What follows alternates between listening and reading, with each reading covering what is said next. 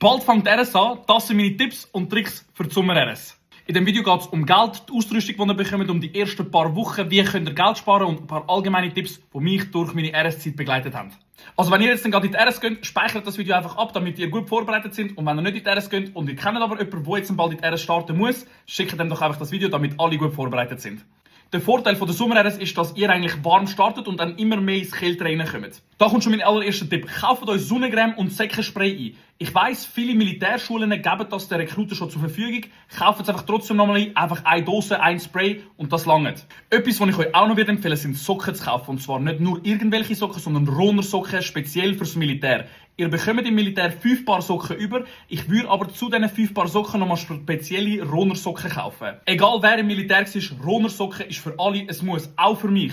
Ich würde euch empfehlen, den Army Working und den Protector Plus zu bestellen. Der Protector Plus ist wie so ein Unterziehsocken, wie so ein Strumpf, der die Feuchtigkeit aufnimmt und verringert, dass es weniger Reibung gibt. Das heisst, weniger Blattern. Würde ich euch definitiv empfehlen, vor allem für lange Märsche. Hashtag Werbung. Mit dem Code MAX15 spart ihr 15% auf jede einzelne Runnersocken, die ihr bestellt. Ganz wichtig da ist, kauft bitte nur schwarze Socken. Keine graue, keine rote, keine gelbe. Schwarz. Für Militär gilt nur schwarze Socken. Etwas, was ihr nicht mehr kaufen müsst, sind Ausgängerschuhe. Ihr habt keine Stöne an mehr, also ihr habt keinen Anzug mehr, den ihr anziehen müsst. Das heisst, ihr müsst auch keine Anzugsschuhe kaufen. Also was genau müsst ihr jetzt eigentlich mitnehmen für die allererste Woche? Ihr bekommt in der ersten Woche eure militärischen Sachen nicht sofort über. Das kann bis zum 4. oder 5. Tag sogar gehen. Deswegen nehmt aber bitte mit eure Untersocken, die ihr dann gekauft habt, die ID, Marschbefehl und das Dienstbüchlein, das ihr bekommen habt. Irgendwann einmal im Verlauf der ersten Woche bekommt ihr eure militärischen Sachen. Nein, ihr müsst rein theoretisch vorher nichts abholen gehen. Das Einzige, was ihr holen könnt, sind eure KS-19 schwer. Sind ihr zu voll gewesen, so wie ich, kein Problem, ihr bekommt sie im Militär über.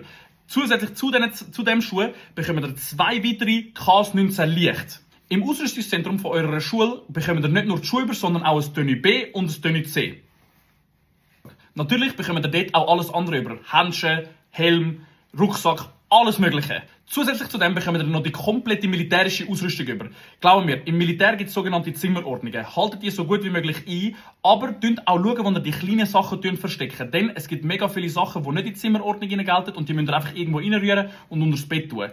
Sind einfach vorsichtig, weil wenn etwas verloren geht, glauben wir, das wollt ihr nicht, dann könnt ihr säckeln, irgendwie Sport machen. Glauben wir, das ist einfach reichster Anschiss. Einfach gesagt, merkt, wo ihr eure Sachen antut. Jetzt zum Tipp, den ich damals selber nicht befolgt habe, aber ich würde es euch empfehlen. Und zwar gibt es auf dem App Store die App Abzeichen, ladet sie euch ab und lernt die Ränge auswendig. Glauben wir, die Ränge von Wachmeister, Leutnant, Feldi, was weiß ich, müsst ihr auswendig können. In der ersten Woche machen sehr viele Schulen einen Test darüber.